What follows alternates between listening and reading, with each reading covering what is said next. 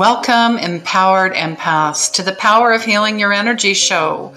This show is all about your unconditional love, your light, your intuition, your soul's purpose. And depression and anxiety are a side effect of not living intuitively, not trusting your gut, the lost connections with your higher self and others. Your soul's purpose is here.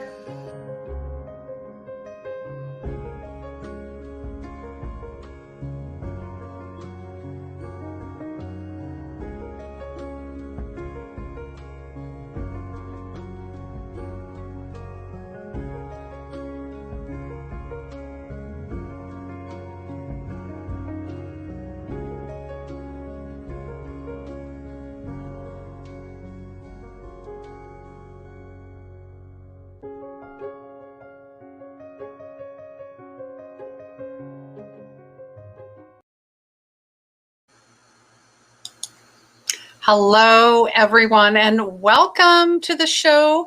This is Season 2, Episode 17. Happy New Year. Happy 2021 to everyone. And we are talking all about the energy of money.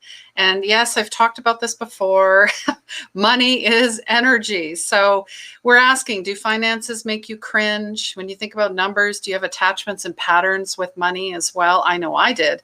What about manifestation? That one gets thrown around a lot.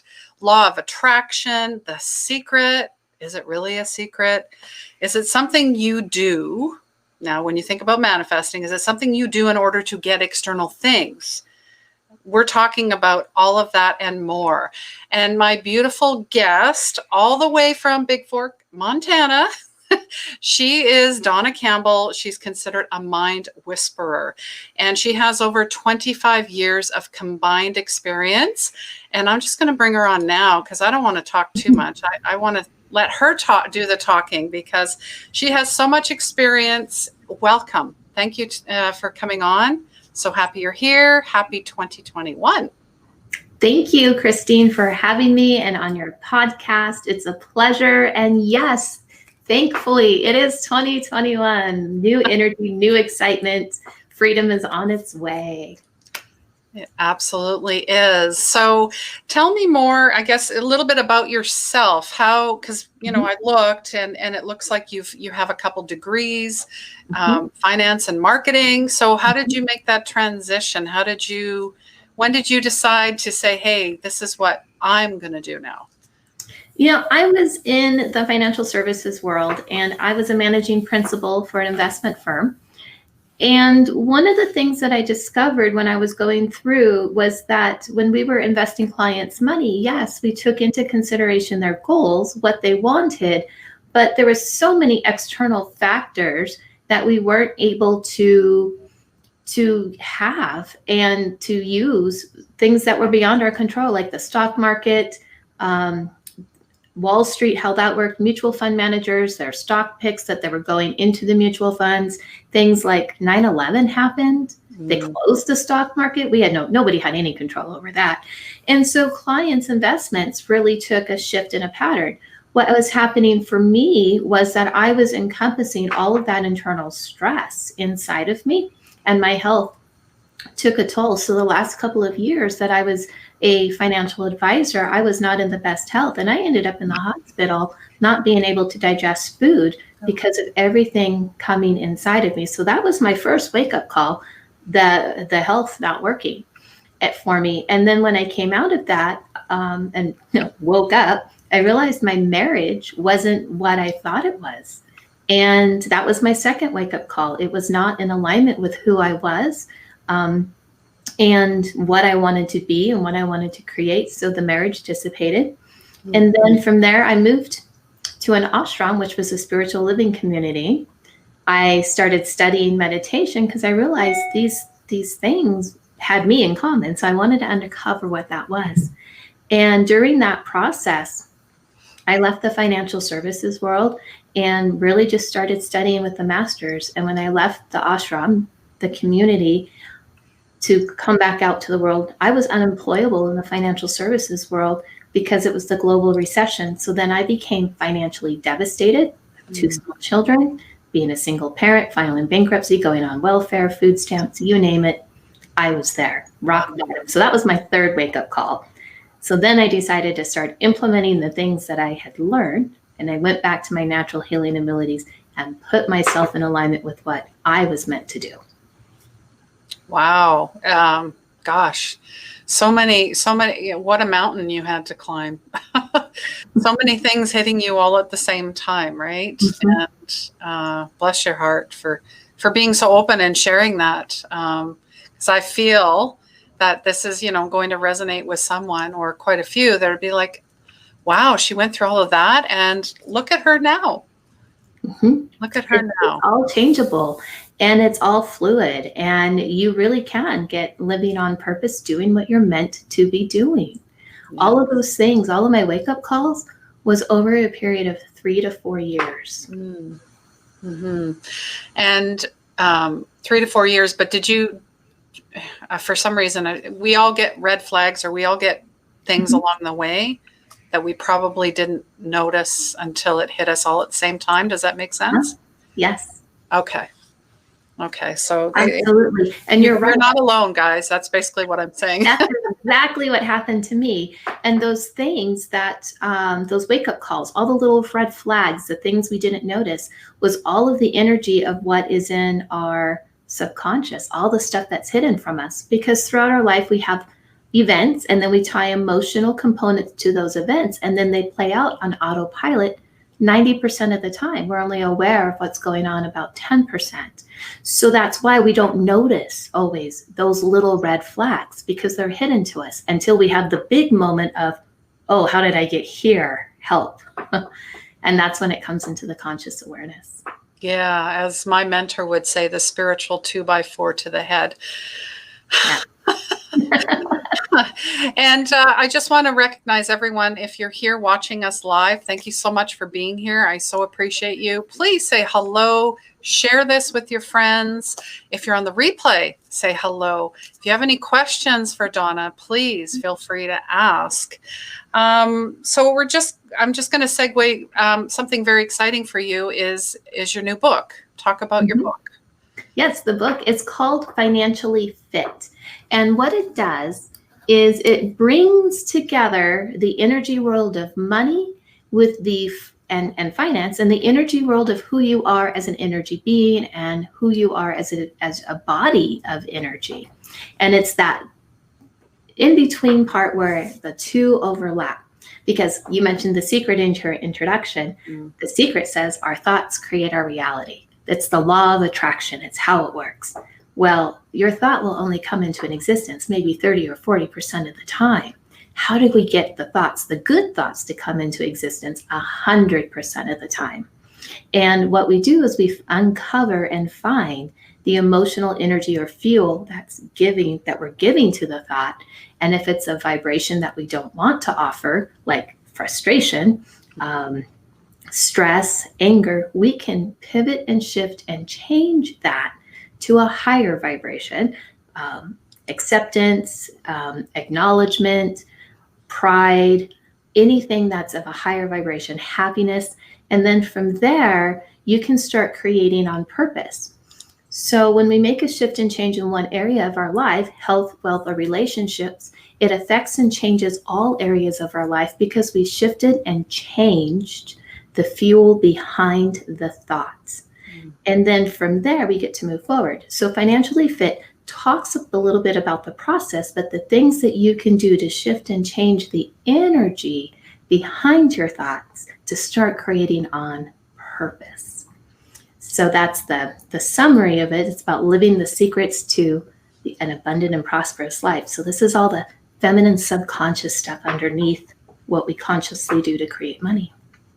Yes, and I love it because obviously we're here for many reasons, but I feel that we are finally coming into fully realizing who we are at a soul level, and we're ready to receive this. Yes, the feminine aspects that have been buried, or shamed, or guilted, or trauma, or whatever it was, whatever it is. It's different for everyone, but all of us combined, we're all coming out of that collective dark night of the soul.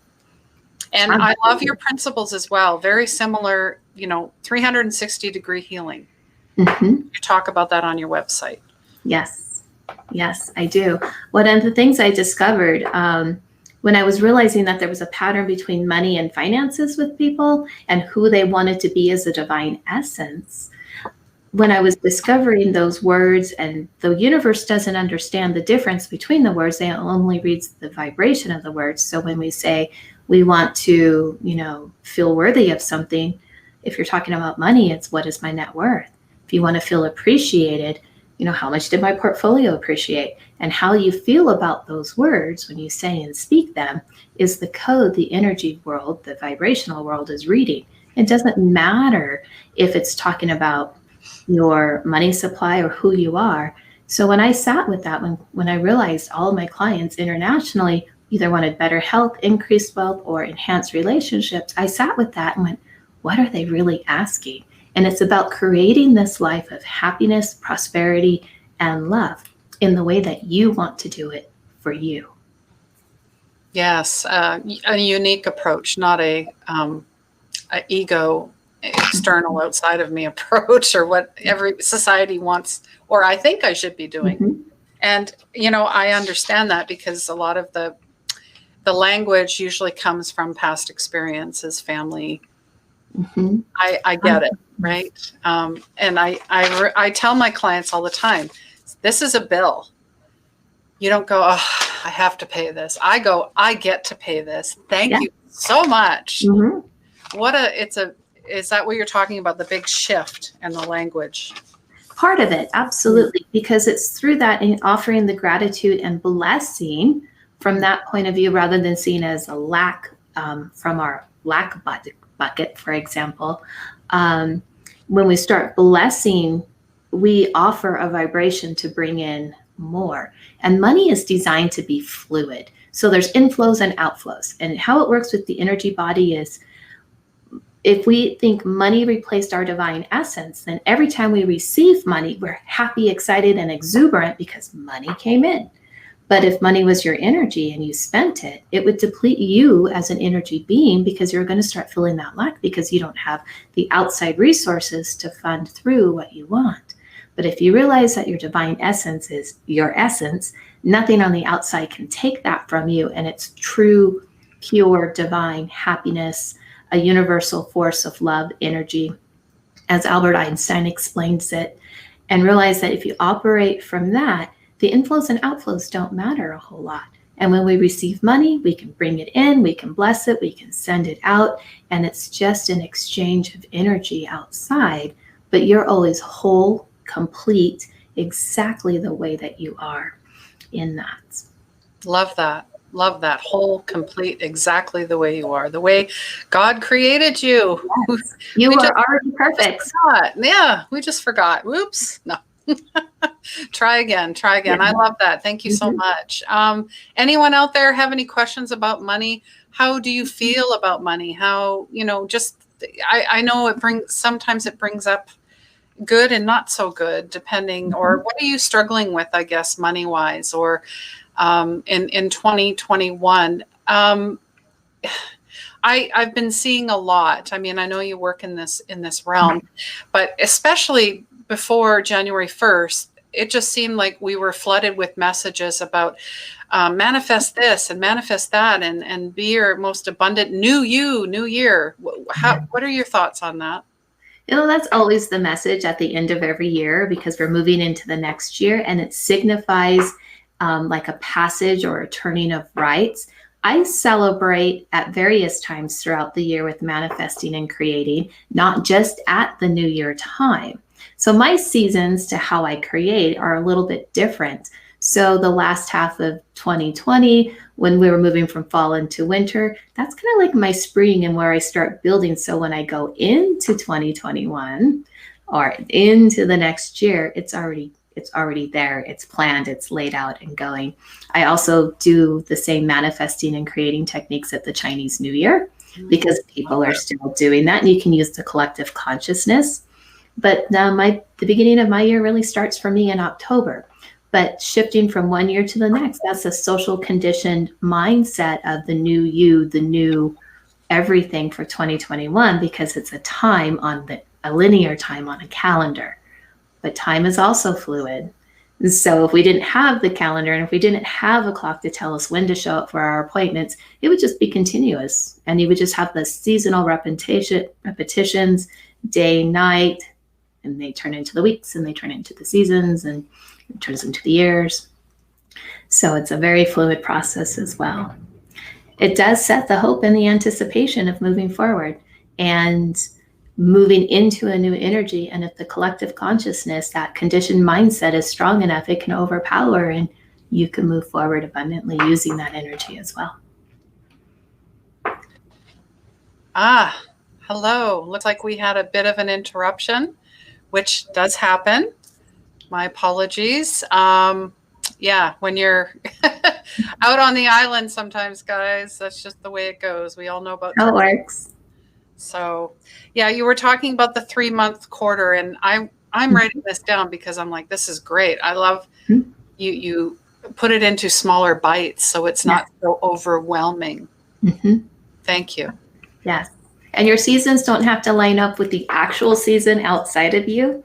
So if you look at your spring as your building time, your summer is your time where you are fulfilling everything, your fall is your harvest time, and then winter is where you get to rest. It doesn't have to line up with the actual calendar. I'm usually a quarter ahead.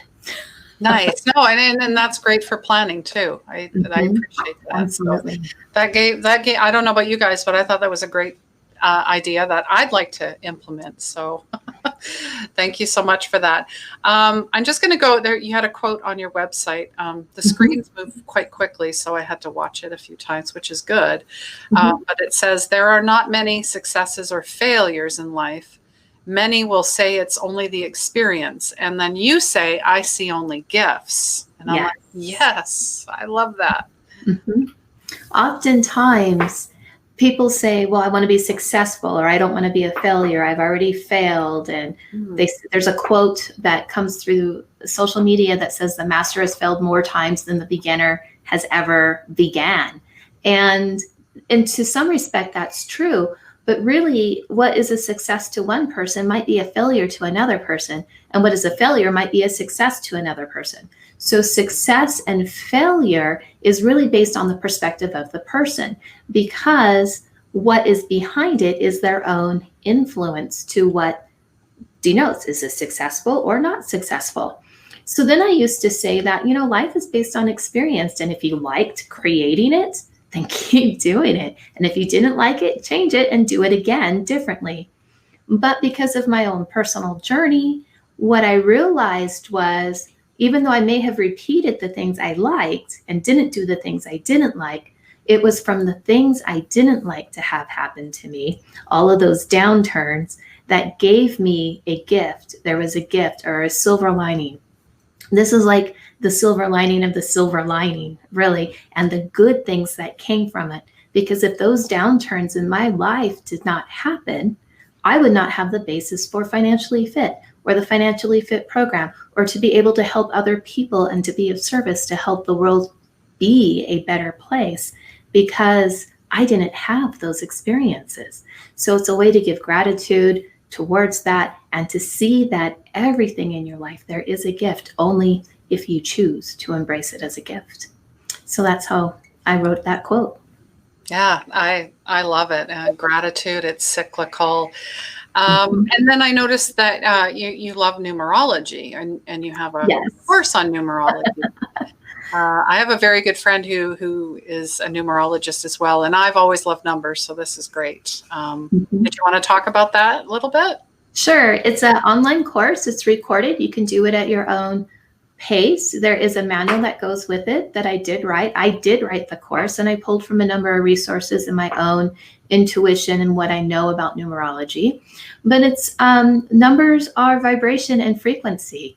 And that is what we talk about on a soul level. And it relates to money, because everything is vibration and frequency. And if you can use and see number patterns, then you can use that for your benefit to even help you build a life of abundance and prosperity.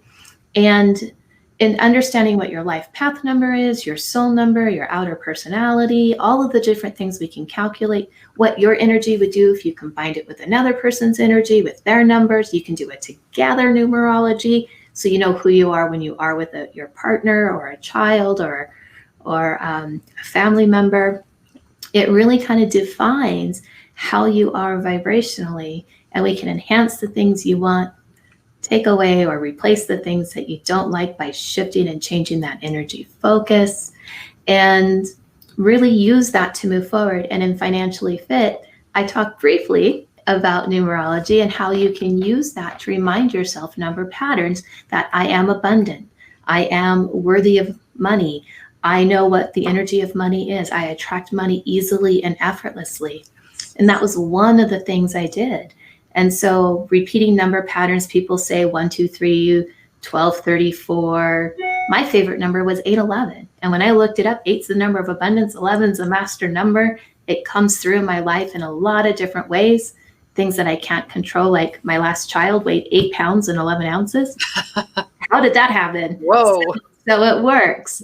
And so I would use those things. I would see it in house numbers. I see it on the time. Sometimes my bill rings up at 811. And so I use that every time to this day to remind myself of some of those little money affirmations, that it just easily and effortlessly flows in. So numerology is a different way of looking at vibration and frequency to attract in what you want. Most definitely. And the more you notice, the more the universe notices and brings you more. Yes. Energy. It's cyclical. And 4s have always been my number. But it's interesting you say 811 because 711 were both of my boys. Wow. Yeah. You can't find that one either. No. Oh, wow. No, that's amazing. I'm so glad you're sharing the numerology as well. That's amazing. And then I noticed, gosh, that you do so many things, but you have a nonprofit. I do. Yes. It's called the Healing Heart Foundation. There was a time in my life where I was going to quit the healing world, and I wasn't going to move forward. I didn't even have, at the time my coffee might have been, a couple of dollars. I didn't even have that in change in my pocket to buy coffee. And I had met with a friend, and she finally asked me enough questions. And I'm like, look, I can't even buy you a cup of coffee for meeting me down here, kind of thing. And I'm going to quit, and I'm going to go get a job, and I'm thinking about applying here. And she looked at me and said, you are not doing that.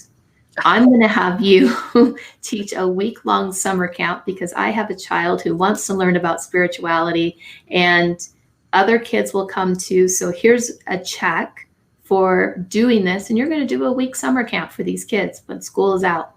So she prepaid me to do this, which gave me everything I needed to do. Wow. So she's been an incredible blessing in my life from that moment. And that was when I realized I wanted to put together a foundation, because I've had other people help me from time to time. We've all received help. And I wanted a way to give back to others, paying, not backwards, but paying forwards. And I created the foundation to have that ability. So it's really my passion project for it, as it is. It's being finalized, but a portion of the proceeds from Financially Fit will also go to fund the foundation to keep paying it forward for other people, helping them fund their dreams, write their affluent story, and get moving on their path to purpose. I love that. That's amazing. That inspires me, because I've been throwing that idea around as well. And I've always wanted a healing center, however that looks. Mm-hmm. We're not sure yet, but it's out there. So I appreciate you doing that, because when you're in service for others, it again cycles back. Absolutely. And then if you help one person, that one person will help who knows how many. Right. It's infinite. And then if one person's vibration raises, other people's vibration will raise from it. You can watch this at the grocery store. If you're at the checkout line, the clerk might be not so happy, or maybe a little bit more disgruntled. Sometimes that happens. Yes. And if you just smile and offer them a different vibration, they will feel uplifted. They'll smile. You can be kind to them. And then they're kind to the next 20 people in line, and they're happy and they're smiling. So one person can make a huge change that way. Yes. Whatever you're putting out is a ripple. Absolutely. So keep the ripple going, like the wave of positivity, love, forgiveness, healing, all of that. It goes a long way. And even, we're in 2021, it doesn't matter. Compassion, Yeah. kindness, it's all free. Mm-hmm. It So is. You only have to offer it and share it. that's right. Oh, wow. So I'm just, looking at some other things. You do, gosh, I didn't even mention, but you've been seen on NBC and Fox and Yahoo, just to name a few. And I came across an article through WFMZ TV News. It's online. And Yes. you're talking about 3 tips for staying calm during uncalm times. Yes. That was from November, but honestly, I think it applies at any time. Yes. And what that is, 3 tips for staying calm during uncalm times, is everything in our outside world is competing for our time, money, and attention. Mm-hmm. And that's that 10% of your conscious awareness. So 3 things that you can do on the subconscious, that 90%, to change your internal state to stay more calm, more peaceful, less stress, less anxiety, less depression, is to use your senses. And by using your senses to trigger into those, you can stay in that state. So one of the tips was having the ability to use the sense of smell. And I think I talked about essential oils. You can use diffusers because it will keep you in that calmer, peaceful state. Visualization was another one, where you can see or put something that might remind you of a time of being on a relaxful vacation. And if you can't go outside, then bring the outside in, because just by seeing it visually, it will stimulate you to go into that peaceful state as well. Yeah, no, those are great tips. I just think of all of our senses. So, and it's funny you say 10%, and just going out, the act of, if you can, go outside. Yes. If you can be in nature, honestly, I feel that's the quickest way to accelerate anything that's, if you're in a big kerfuffle, you're unkerfuffled. Absolutely. And this last year was so volatile for a lot of people, depending on where you were living in the world. And a lot of people were in lockdown. They were not allowed to go outside.